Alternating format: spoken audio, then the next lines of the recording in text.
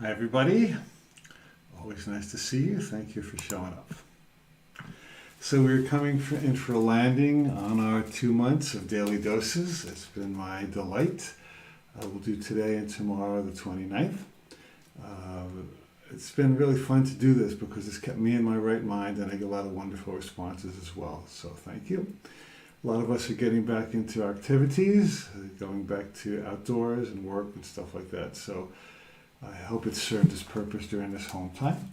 I would like to continue in some form or fashion, as a lot of you have suggested. So we'll try an experiment. We will go to a weekly meeting starting in June. It'll be on Wednesdays at the same time, and we'll call it a weekly wave of sanity. And so it might go a little longer than 15 minutes. We'll kind of play each one by ear. We won't have a fixed amount of time. Could go longer, shorter. But I will come up with what I think is a good and healthy message for each week, and hopefully it will carry you through the week. Now, there's lots of other ways we can still connect and stay in touch. I'm starting my Accelerating Prosperity program next Tuesday, June 2nd. And I do a monthly A Course in Miracles free webinar, which is actually today. It's at 5 p.m. Pacific time. It's a discourse on A Course in Miracles with Q&A. It's live. It's a webinar. So if you want to go to my website, alancohen.com, and sign up for that, you can get in on today's webinar and each month, usually around the last Thursday of the month. I also have a radio show on unityonlineradio.org. It's every Tuesday. Lecture, free coaching. You can sign up for my mailing list, alancohen.com, and we send out a blurb once or twice a month on upcoming events and activities and a nice inspirational message. And I also have my coach training starting in September if you want to become a certified professional holistic life coach. Also, in the fall, I will be having an 8-week series called The Master Keys of Healing, based on my new book of the same name coming out during the summer. And you'll find out about that if you're on my mailing list. So there'll be lots of ways for us to connect. I might also have a 1 hour a week open coaching hour where you can call in or video in, and we'll do some brief coaching with folks. So still lots of ways to stay in touch. This is important to me and it's important to you. So we won't be doing every day of the week, but we'll be doing lots of stuff. So plenty of ways to stay connected. Hope you will too. And as for today, I want to start with a story. Once upon a time, there was a monastery that was populated by a lot of older monks. And over the years, they became kind of stale in their practice, and the numbers of monks were dwindling, and the visitors to the monastery was dwindling, and it was essentially dying. And then one night, a mysterious stranger showed up, and there was a glow in his eyes and a light around him that the monks had not seen in a long time. And they took him in and they invited him to dinner and they put him up for the night. And he was obviously a very holy man. And before he left, he said, "I have a prophecy."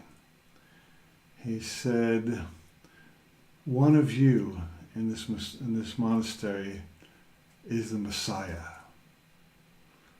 So of course they were all stunned, and he left.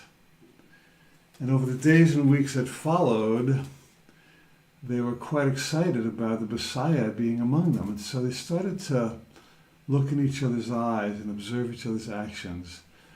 And they became kinder to each other, and they started to feel the presence of God in the monastery, and they came together for song and prayer, and there's a new aliveness because they believed that among them the Messiah lived. What a holy, amazing opportunity.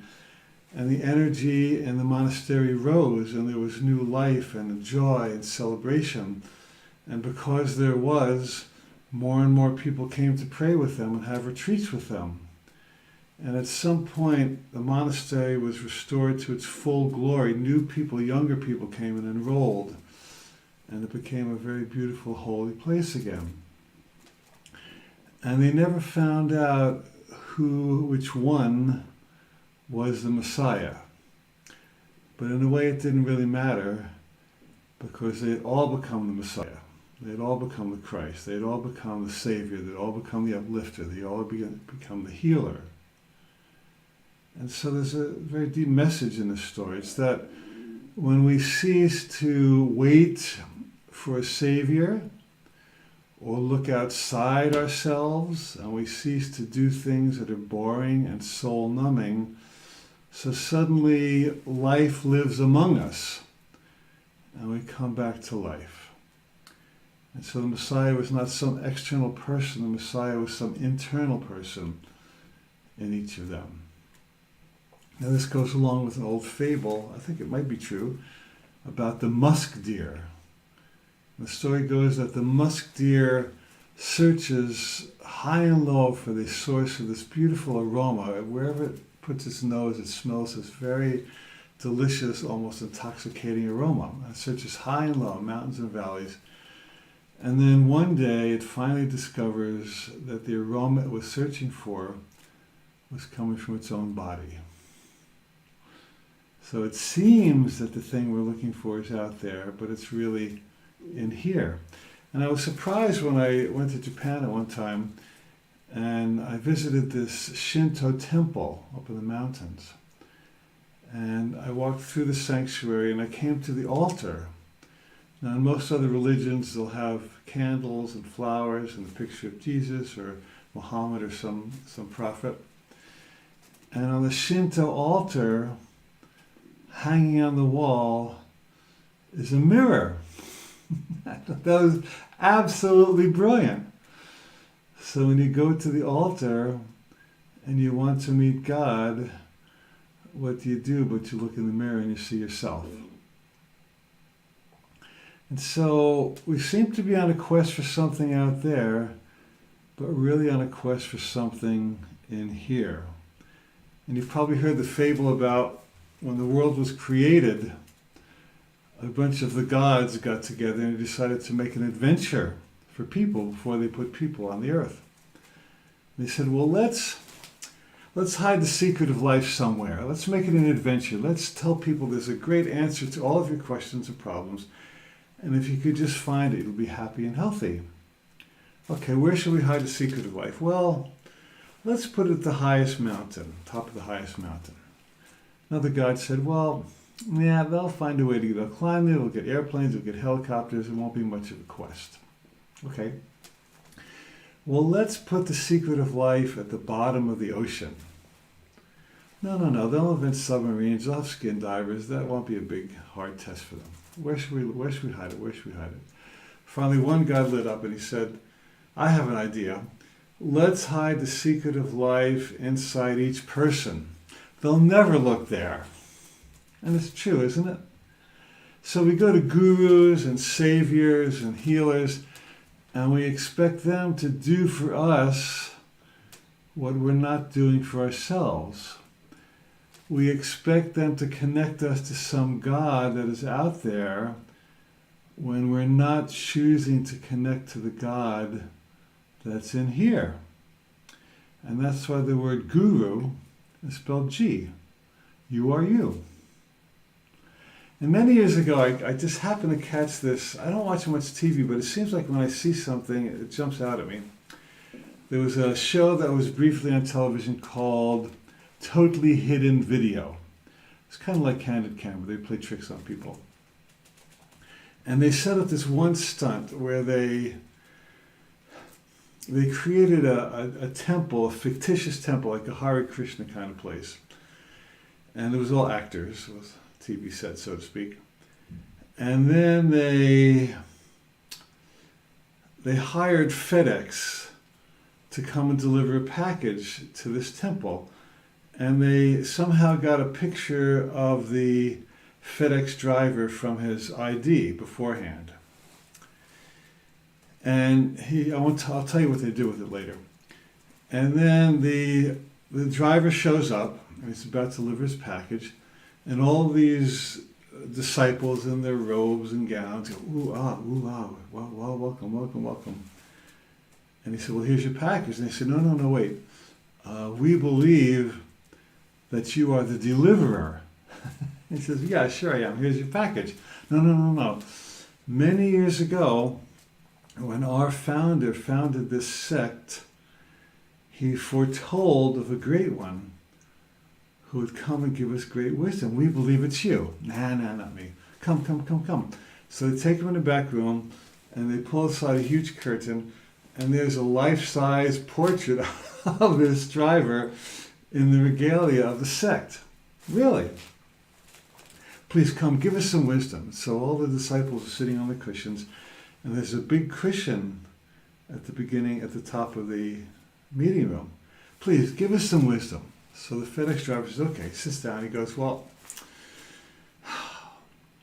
life is like a river. Sometimes it's flowing rapidly, sometimes it's stagnant, but if you just hang in there, it'll take you where you need to go and you get to the ocean. All the disciples go, ooh, ah, that's really good wisdom, really good wisdom.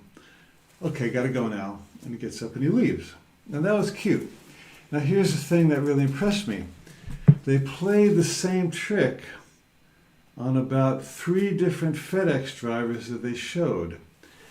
And each one, when he sat on the cushion, had some pretty good wisdom, like real life spiritual wisdom that you and I would value, which tells me that there's a potential guru in everyone. And if you were put on that wisdom, on that cushion of wisdom, you would have something really bright and brilliant to say. And so when I do my life coach training, we train our coaches that the client is the wizard. That the client did not come to hear what you have to tell them. Your job is to help the client unearth his or her own innate wisdom. And when you do that, you've empowered the client far more than if you tell them what to do and they become dependent on you. So really, the one you're searching for is you. We search for mates, don't we, to fill us in and be everything that we're not, and we think I'm half, and I find another half, I'll be whole. It doesn't work that way. We've all tried it, haven't we?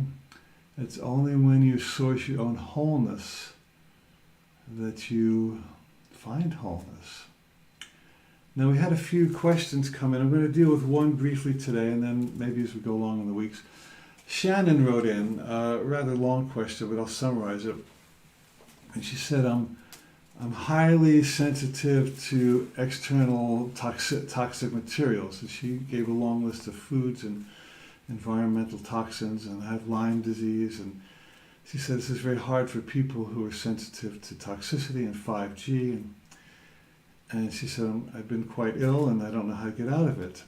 And so I want to suggest that today's lesson is very powerful for you, Shannon, and anybody else, because the Course in Miracles tells us 2 things that can really help you out of this.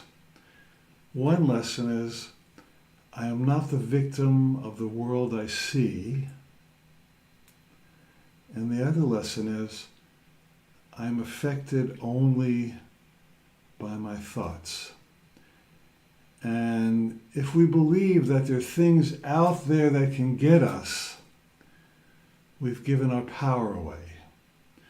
But when we recognize that who we truly are is as God created us, that we are whole, and really in the big picture, nothing can hurt us. No, there's no external force that is stronger than the wholeness of the God that lives within us. We start to rise to a different frequency. We're no longer a match to the negative environment by resisting it. And somehow this kind of stuff doesn't have power over us anymore. And I mentioned the healer Bruno Groening yesterday, Groning, German healer. And on his website, many healings are chronicled. And one woman had severe vulnerability to toxins in her house. It was painted, or there was wood chemicals, something like that.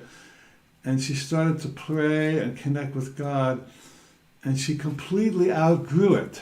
And now she can be anywhere, and no external toxins can touch her. Now, one more example. My friend Corinne Zupko, who's a wonderful Course in Miracles teacher, she told me this story. I think I mentioned this early in our series, but it's appropriate again now. She said that For much of her life, she had a lot of anxiety about getting sick. And she was especially afraid of Lyme disease.